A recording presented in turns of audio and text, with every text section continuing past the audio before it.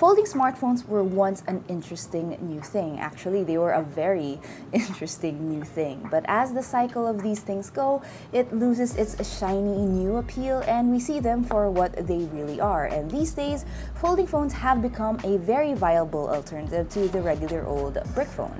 Now, Samsung is probably the first name that comes to mind when you think about these kinds of phones, and that makes sense. They were one of the first, if not the first, to bring it to market, and more importantly, one of the first to make it an appealing choice. But these days, there are more hats in the ring and you do have some choices here and there. Now, one of the latest, which I'm sure you've already heard of, is this guy, the Honor Magic V3. Now, this is an interesting foldable from Honor because it feels like a culmination of what these folding phones set out to be. It's thin, it's powerful, little compromise on almost all aspects of the device, and more importantly, it has a price tag that's not so scary, at least in our region. But with all that it offers, it feels kind of too good to be true, right? And there's a lot of hype surrounding this phone, so I really wanted to check it out. So that's what we're doing today. The Honor Magic V3 is unexpectedly slim for a book-style folding phone. It measures 9.2mm thin and is much slimmer than its competitors. Folded, the Magic V3 settles nicely in hand and can easily be mistaken as a regular old brick phone with a 6.43-inch display.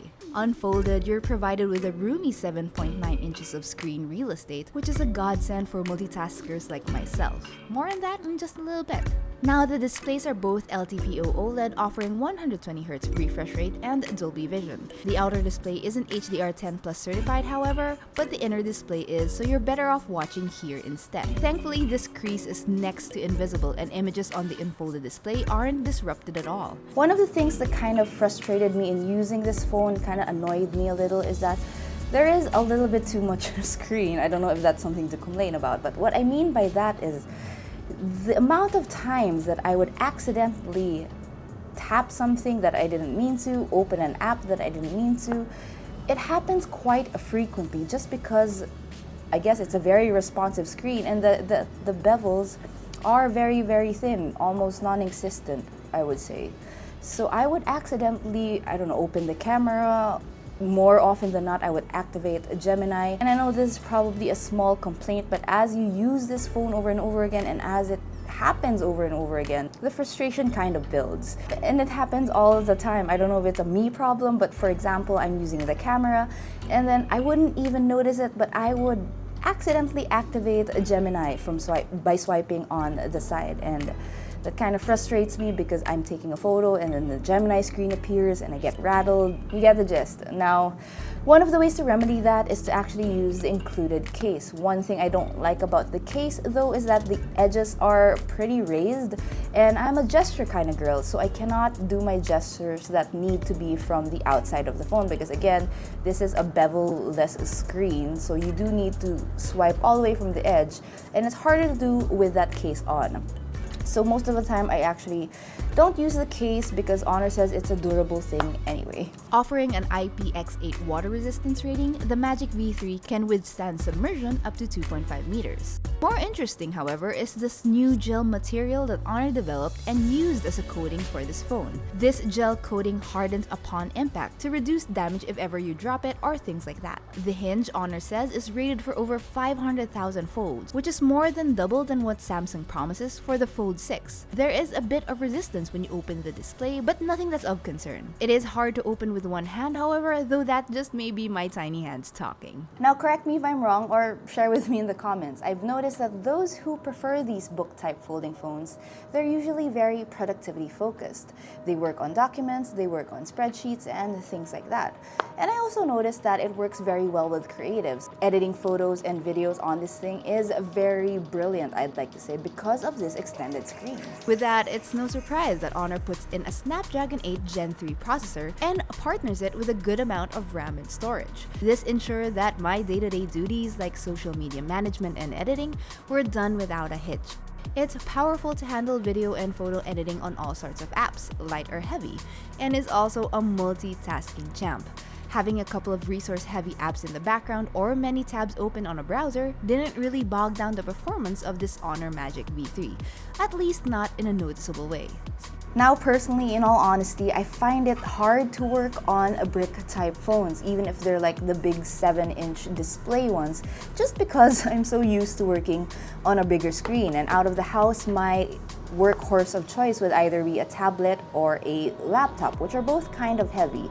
In my time with the Honor Magic V3, I really found that it was such a comfortable way to work when I needed to do things in a pinch. The bigger display isn't just big, it offers you different ways to work. Split screen is probably the most useful, but you can also make better use of floating windows compared to a regular brick phone. If you need even more room to work on, there's a parallel space, which simulates another, space you can switch in and out of. But it's not all that serious of a phone, and you can easily use it for gaming. Genshin Impact held strong with steady frame rates at medium and sometimes even at high graphics settings. I've also been playing Infinity Nikki on it, and while the game isn't fully optimized for mobile, it runs very well on this phone. I've said this before, I've said this more than once, I am not super big on mobile gaming. I am a console girl at heart, I am a PC girl, but lately, just because of the rise of handheld consoles, I've been wanting to play more on the go. And while things like the ROG Ally is a very good choice for that, things like the Honor Magic V3 also work very well for gaming in a pinch. I was expecting a lot of heat to come out of this device just because of how it's built, but interestingly, it held its own even during extended gaming sessions. The thing is, you do have to play with the screen open just so you get better heat dissipation all around, because you do feel it more when you play like this. Now, one other complaint on the entertainment side are probably the speakers, because while it's of good quality, it's not very loud, and I find myself reaching for some audio peripheral, whether it's speakers or TWS, just because I find it very lacking when I'm playing or watching. Finally, addressing another pain point of foldable phones, Honor made sure not to skimp out on its battery. The Magic V3 is surprisingly efficient in handling its 5,150 mAh battery and can easily last well throughout the day of average to moderately heavy use. I was able to use it for about 10 hours off and on before needing to charge. Now, it's pretty much a given that you will get more battery life if you use the phone more unfolded. I experimented with just having the display open for the most part of the day, and I got about 5 to 7 hours before I needed to charge. Thankfully, Honor was generous, offering support for fast wired and wireless charging. Because phones these days do get a lot of benefits from AI, the Honor Magic V3 made sure to have a few features and optimizations on board. One of my personal favorites is Magic Portal, which is basically Google's circle search, but with a few upgrades. It kind of works the same, so with the Magic V3, you hold your knuckle for a bit, and then you circle around the thing that you want to search for. But in the case of Magic Portal, you don't just search, you can save it to your gallery, you can send it to your friends through Facebook chat, through Instagram chat, you can even post it as a story. Depends on what apps you have, but you can do a lot just by using Magic Portal. Pretty cool. We also have other AI features on board that are quite similar to what Google Gemini offers, like AI face-to-face translation, AI eraser, and more. The cameras also support Honor's AI portrait engine, which we've seen on the Honor 200 Pro.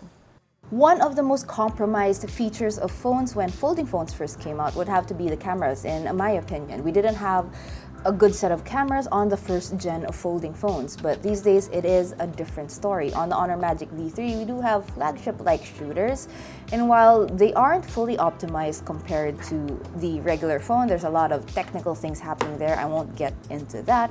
Again, since even if they aren't fully optimized, they are rather impressive, and they're on par. I would say they are on par with the rest of the specs of this phone. As mentioned, we've got AI support in the form of Honor's AI portrait engine and also other features like AI motion sensing, which automatically fires the shutter when motion is detected. But Honor phones do have a tendency to pack in too many megapixels with a sensor that doesn't work. Thankfully, this time around, the 50 megapixel telephoto is partnered with a proper sensor, so you get better detail, colors, and a light reception. It's especially great when using the 3.5 times optical zoom.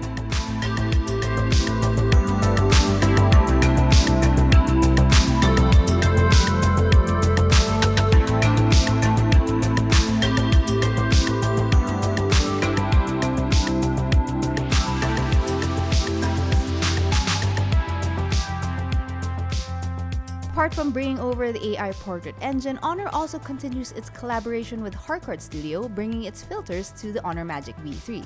Portraits look just as good, but with this focal length, you'll have to have some distance from your subject to get proper focus. In low light, it's not all that dependable, however. It can be in certain conditions, but in general, you'll need to be more patient when taking your shot. The software also tends to overexpose, which is a shame because it does exhibit pretty wide dynamic range. To remedy this, just lower your exposure before you take your shot. But overall, I do find little reason to complain, especially since this is a folding phone. The Honor Magic V3's bread and butter might not be its cameras, but it still found a way to pack in some great all-scenario flagship-like shooters. Of course, being a foldable and one of its first ever selling points are the many ways you can shoot with it. For example, there's a button you can tap to use the front screen as a camera viewfinder. You won't be able to see any controls on the front display. To do that, you'll have to go back to the inner display and drag the shutter button out to activate the front screen control. The Honor Magic V3 has a lot of things going for it. It's got pretty great cameras, pretty great performance, it's got great battery. But if there is one thing I can complain about, one thing I will nitpick, it would have to be the software. Now, it's not my first time to use Magic OS, but it is my first time to use it on a folding device since I had no experience with the previous Honor Magic folding phones. Now, compared to other software, other UI I've tried, this is a little bit more clunky, and I do suggest going through all the settings, all the features, because there is a lot to access here that you will have to find out on your own because it's not readily shown to you. What I appreciate most about the Honor Magic V3 is that it's making quite a step forward for foldable smartphones. The Honor Magic V3's thoughtful balance of flagship-like features and more accessible pricing for a foldable makes a compelling argument that this form factor is ready to move beyond being a niche luxury device. It eliminates all that bulk without really sacrificing too much, and it actually addresses a lot of the pain points that folding phones have been known for. Sure, it's not perfect. It does have room for improvement, especially on the software side and maybe on the camera side as well. But generally, overall, if you are looking for a folding type phone, specifically a book type folding phone that's more wallet friendly but with little compromise, then the Honor Magic V3 is definitely something worth looking into.